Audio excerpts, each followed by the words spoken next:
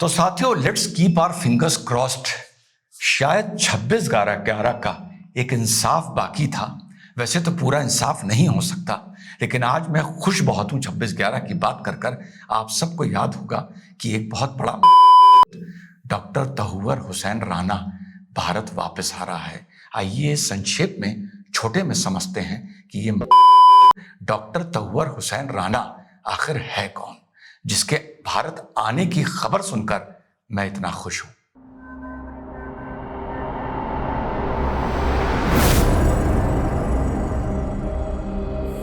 Hello, नमस्कार, सत श्री अकाल, अस्सलाम वालेकुम। कैसे हैं जनाब? कूड़े के ढेर पर यह पैदा हुआ था, यानी हमारे पड़ोस में। उसके बाद ये वहां की फौज में डॉक्टर बन जाता है। कैप्टन की पोस्ट पे आने के बाद ये वॉलंटरी रिटायरमेंट लेता है।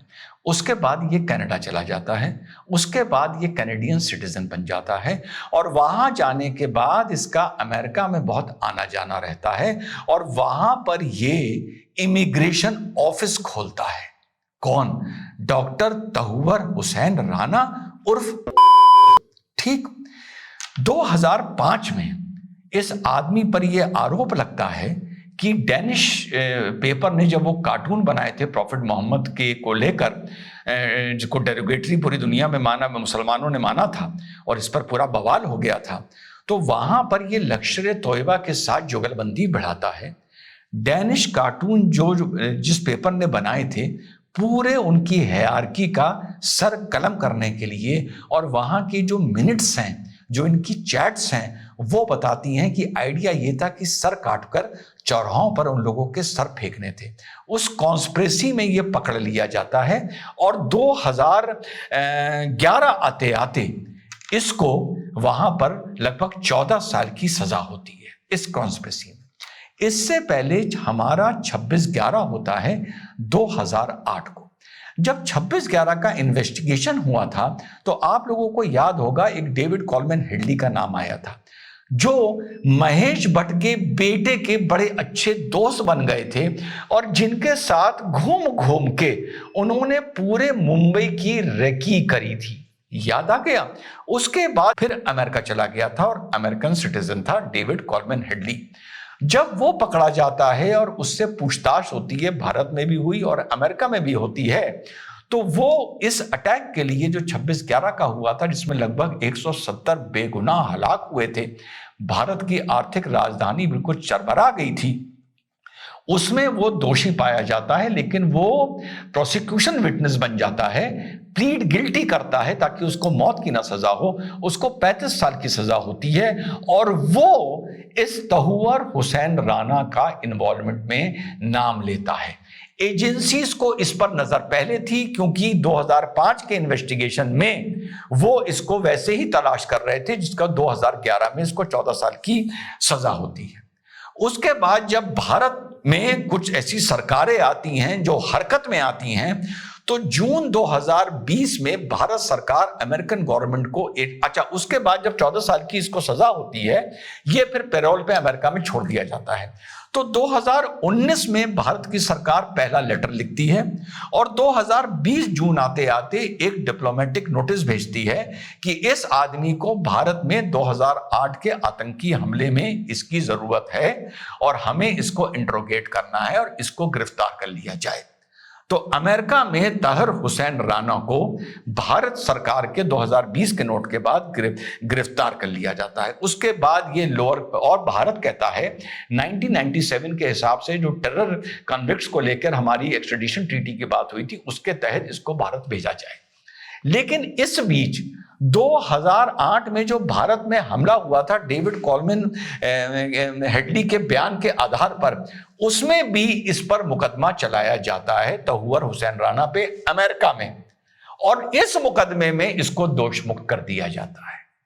2005 की डेनिश न्यूज़पेपर की जो कॉन्स्पिरेसी थी, उसमें इसको दोषी पाया जाता है और 14 साल की सजा होती है। लेकिन 2008 के भारत के अटैक में इसको दोष मुक्त कर दिया जाता है। लेकिन भारत कहता है कि हमें इसका इंट्रोगेशन करना है, हमें इसकी जरूरत है। कब कहता है? 2020 में कहता है।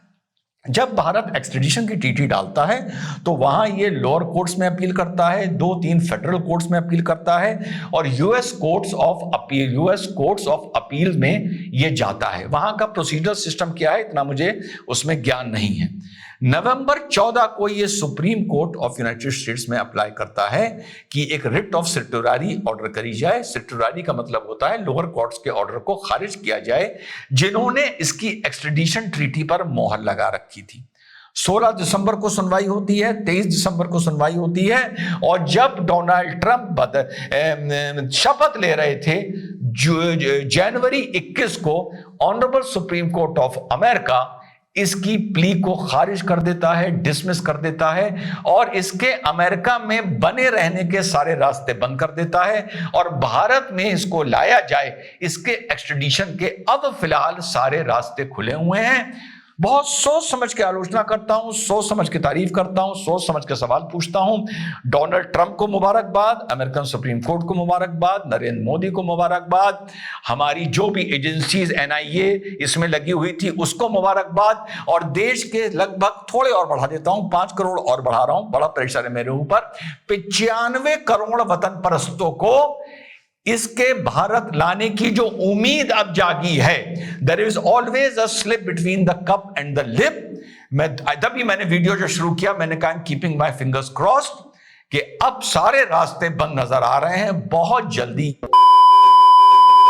भारत आने वाला है। 2008 में जो 26/11 को हुआ था शायद उसके इंसाफ की जो कड़ी है, बहुत से सुअर आए थे वो तो मार दिए गए, बहुत से सुअर फांसी चढ़ा दिए गए, लेकिन उस कड़ी में ये एक और सुअर बचा हुआ है जिसको फांसी टंगना अभी मैं मरने से पहले देखना चाहता हूं। अब देखते हैं कि ये आता है नहीं आता है, लेकिन रास्ते अब फाइनली ऑनरेबल सुप्रीम कोर्ट ने इसको यहां आने को लेकर सारे साफ कर दिए हैं। ये बहुत ही खुशनुमा वीडियो है, बहुत ही खुशनुमा आज मेरी तबीयत है। जरा मैं थोड़ा कभी कभी पेसिमिस्टिक हो जाता हूं, जब कभी कभी थोड़ा सा क्रिटिकल हो जाता हूं, तो मेरे साथ कोऑपरेट कर लिया करिए। भारत को लेकर मेरा इंटरेस्ट सबसे अच्छा मेन बना रहता है। ट्रंप की नीतियां विद इन अमेरिका क्या होंगी मैंने पहले भी बोला था। वो indirectly as a socio religious political commentator जो हल्का फुल्का जियो पॉलिटिक्स भी जानता है पर बड़ी धरातल की जानता है, अफेक्ट करता है, लेकिन भारत का हित मैं सबसे पहले देखता हूं। तो जितने लोग भी अमेरिका से फिलहाल लोड कर करके वापस भेजे जा रहे हैं, मेरे लिए उन खबरों से कहीं ज्यादा खुशनुमा यह खबर है। डोनाल्ड ट्रंप को मुबारकबाद, देश को मुबारकबाद और नरेंद्र मोदी जी को भी इस एक्सट्रेडिशन के लिए मुबारकबाद। देखना है कि ये मुंबई की धरती पर, भारत की धरती पर कब पैर रखता है। काश अगर मेरी एक विश होती तो मैं यही कहता कि इसको मेरे हवाले कर दिया जाए, क्योंकि लोहा लोहे को काटता है।